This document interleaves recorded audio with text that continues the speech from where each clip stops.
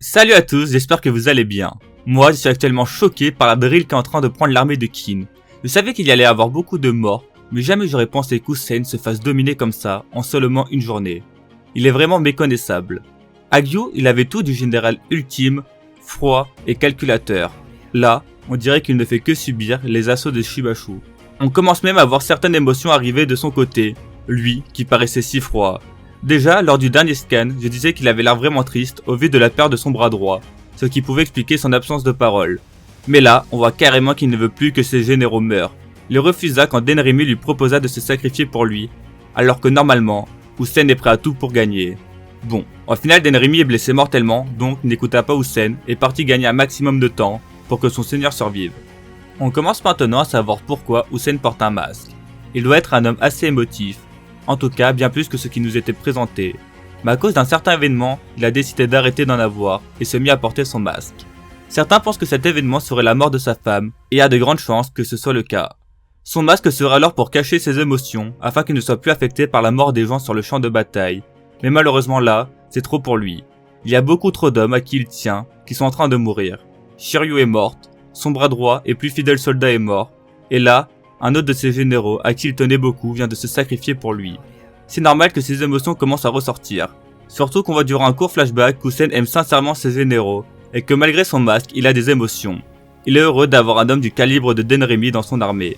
Puis on voit vraiment comment ses généraux respectent Hussein. C'était sûr que ce serait un peu réciproque, mais je pensais pas que ça toucherait Hussein à ce point.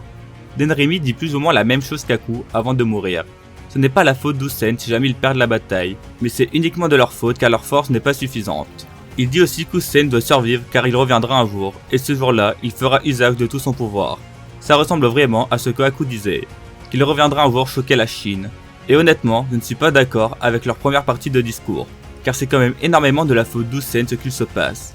Les généraux ont vraiment fait de leur mieux pendant qu'Hussein se bavait dessus. Par contre, je suis d'accord qu'Hussein reviendra plus fort, et là, il nous choquera tous. D'ailleurs, ça sera un véritable renouveau, car je pense qu'il va grandement changer après cette bataille. Il va sans doute libérer plus ses émotions, puis pouvoir un nouvel Hussein avec des émotions, quoi de mieux qu'une discussion avec Won. Il va lui expliquer pourquoi il est devenu comme ça. Hara avait commencé à nous vendre Kanki comme un monstre pour ensuite le rendre plus humain. Je pense qu'il va faire quelque chose du genre avec Hussein. Le présenter comme un homme froid, sans émotion, alors que ça sera tout l'inverse. Je sens vraiment qu'on va avoir un flashback d'Hussein dans les scans à venir. Et ce qui serait le mieux, ça serait qu'on l'ait pendant qu'il l'explique à son fils. On pourra avoir une scène vraiment très belle, surtout que ce dernier est en train de se rendre à l'endroit où il se trouve pour l'aider. Comme je l'ai dit plus tôt, son absence d'émotion ainsi que le port de son masque a dû être mis en place après la mort de sa femme. On en apprendra plus bientôt. C'est sans doute l'une des raisons qui est fait qu'il ait autant mis Won de côté. C'est pas qu'il ne l'aime pas, mais au contraire, il ne veut pas le voir mourir et veut le protéger. Durant son enfance, il a toujours été froid avec lui. C'était sans doute pour qu'il ait le moins d'affection envers lui, mais il en a quand même eu. Il a alors tout fait pour ne pas l'avoir dans son armée, pour le protéger, car si jamais il devait mourir, il ne pourrait pas contenir ses émotions. Déjà que là, il est complètement chamboulé par la mort de ses généraux. J'imagine même pas ce qui se passerait si son fils venait à mourir sous ses yeux. En tout cas, un nouvel Hussein va renaître, et j'espère que ça sera durant cette guerre, et pas dans plusieurs années. Mais au vu de ce qui est en train de se passer, je me demande comment une autre possibilité que la défaite pourrait arriver. Déjà, il faut qu'il réussisse à s'enfuir, chose qui va être très compliquée. Mais même après ça, la deuxième journée sera quasiment impossible au vu du nombre de pertes de l'armée d'Hussein.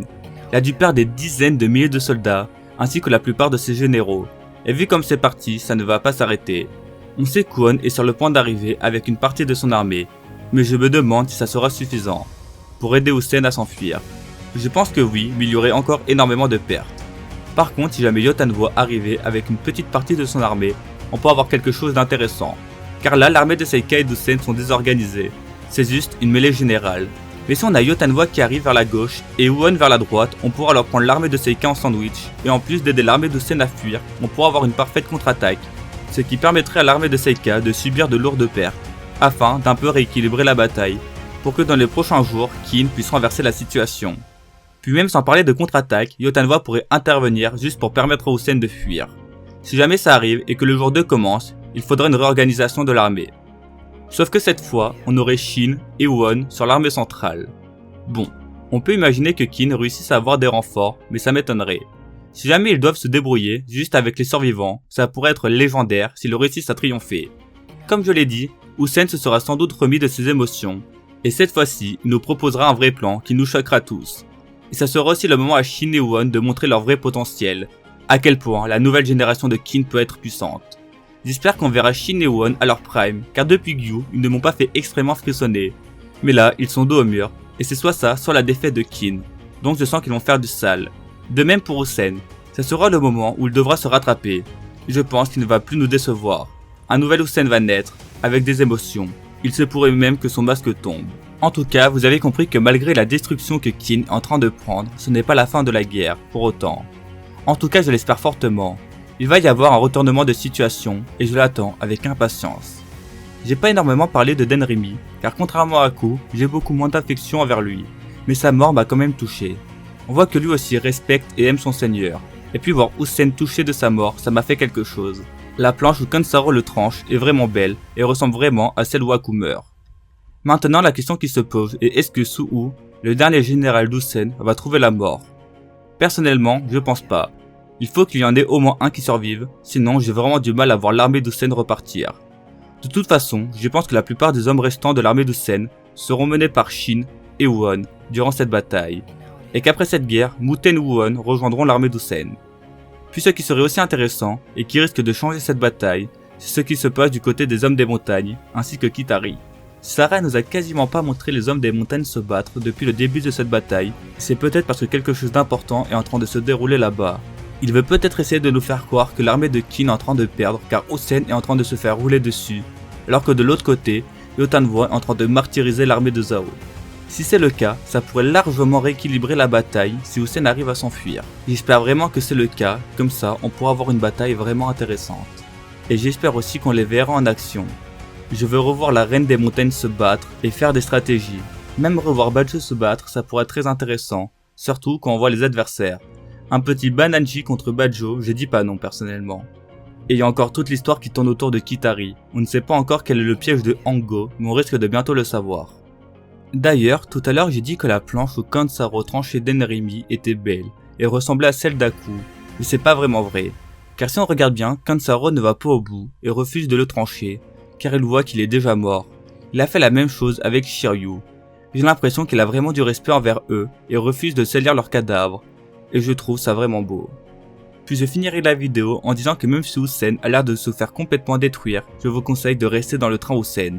Car comme l'a dit Aku, un jour, il reviendra et toute la Chine sera choquée. J'ai aucun doute que cet homme va nous servir l'un des plus grands plans de l'histoire durant cette guerre, si jamais elle continue.